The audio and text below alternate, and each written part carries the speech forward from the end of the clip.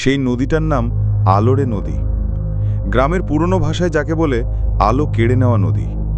কারণ এই নদী যখন বর্ষায় ফুলে ওঠে তখন তার চারপাশের আলো যেন কোথাও হারিয়ে যায়।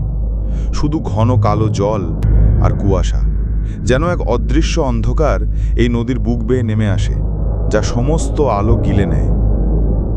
এই গল্পের শুরু আমার ফিরে আসার দিন থেকে। শহরের যান্ত্রিক জীবন কাটিয়ে আমি সায়ন ফিরে এসেছিলাম আমার জন্মগ্রাম মধুকুণ্ডে। বাপ ঠাকুরদার ভিটে ঘরটা বহুদিন ফাঁকা ছিল। মা মারা যাওয়ার পর আমি আর কোনোদিন ফিরে আসিনি, যতদিন না বাবাও চলে গেলেন। তখন মনে হলো যে ভিটে আমার শৈশব কেটেছে, যে পুকুরে আমি সাঁতার শিখেছি, আর যে নদীটার পাড়ে দাঁড়িয়ে আমি প্রথম প্রেমে পড়েছিলাম, সেই জায়গাটা হয়তো একটা শেষ ঠাঁই হতে পারে। কিন্তু গ্রামে ফেরার পর আমি যে অদ্ভুত সব কিছুর সম্মুখীন হলাম তা আমার শহুরে জীবনধারণ একেবারেই মেনে নিতে পারেনি। প্রথম সপ্তাহটা মোটামুটি ভালোই কেটেছিল।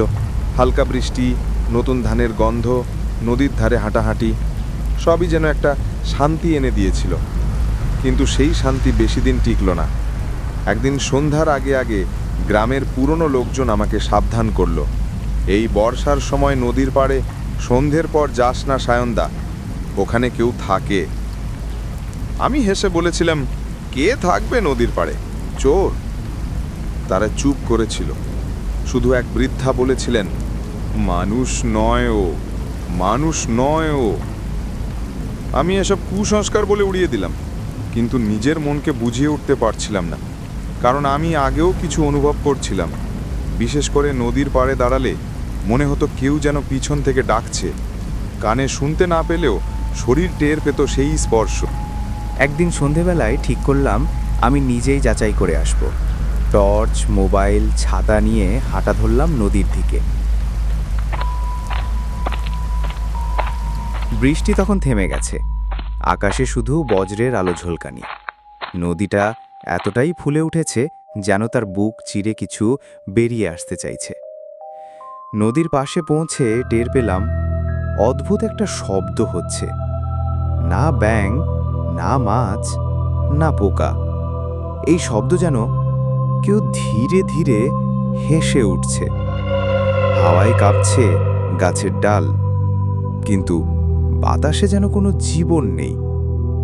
আমি ধীরে ধীরে নদীর পাড়ের সীমানা পেরিয়ে একটু গভীর জঙ্গলের দিকে এগোতে শুরু করলাম। সেখানেই আছে রুদ্রবাবুর ঘাট, এক পুরনো ঘাট যেখানে একসময় গ্রামের মানুষ স্নান করত, এখন পরিত্যক্ত। সেদিকেই হঠাৎ আমার চোখ আটকে গেল। ঘাটের এক কোণে বসে আছে একটা সাদা কাপড় পরা মেয়ে। তার চুল ভেজা, মাথা নিচু করা, জল পড়ে পড়েই যাচ্ছে ওর গা দিয়ে। আমি ভেবেছিলাম হয়তো কেউ নদী থেকে উঠে এসেছে। ডাক দিলাম, এই, আপনি কে? আমি আরও এগিয়ে গিয়ে বললাম, শুনছেন, এই জায়গা থাকা নিরাপদ না, বৃষ্টি হবে, নদী ফুলে যাবে। তখনই সে মুখ তুলল। সেই মুখটা আমি জীবনে কখনো দেখিনি, অথচ খুব চেনা মনে হলো। কিন্তু মুখটা স্বাভাবিক নয়, চোখ জোড়া গহ্বরের মতো, যেন রক্তে ডুবে আছে, আর ঠোঁটের কোণায় রক্ত লেগে। কিন্তু সবচেয়ে ভয়ঙ্কর ছিল ওর মুখটা যেন কেমন অস্বাভাবিকভাবে চওড়া হয়ে গিয়েছিল। মানুষের মতো নয়, যেন হায়নার হাসি। তুই চিনিস না আমায়? সে বলল, কণ্ঠটা ভারী, গলা যেন কেঁপে কেঁপে উঠছে। আমি তোকে নদীতে ডেকেছিলাম, তুই আসবি বলেছিলি, মনে নেই? আমি পেছাতে চাইলাম, কিন্তু পা নড়ছে না। মনে হলো কেউ পেছন থেকে ধরে রেখেছে আমার গা, অথচ পেছনে কেউ নেই। মেয়েটা উঠে দাঁড়ালো, হেঁটে না, ভেসে এলো আমার দিকে। তুই ভুলে গেছিস সব, আমি কিন্তু এখনো এখানে আছি। আমার মৃত্যু হয়েছিল এই ঘাটেই, তোর জন্যে, সায়ন। আমি চমকে উঠলাম। ও আমার নাম জানে। তুই বলেছিলি বিকেলে আসবি। আমি তোকে খুঁজতে এসে ডুবে গেলাম। কেউ বিশ্বাস করেনি, তুইও না।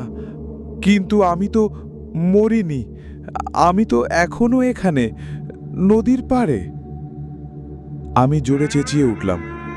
পেছনে দৌড়াতে চাইলাম, কিন্তু গা যেন জমে গেছে।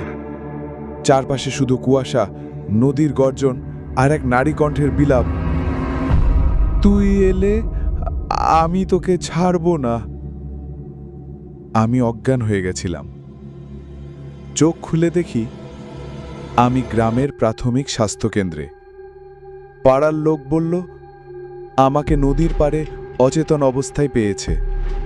কেউ বলল আমি নাকি নিজের গা নিজে কেটেছি।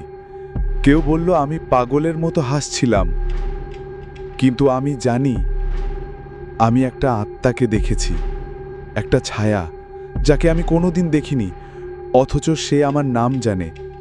তার মুখের বিকৃতি এখনও আমার ঘুমের মধ্যে ফিরে আসে। তার ভেজা গলার ডাক আজও আমার কান থেকে যায় না। সায়ন, আমি নদীতে এখনো বসে আছি।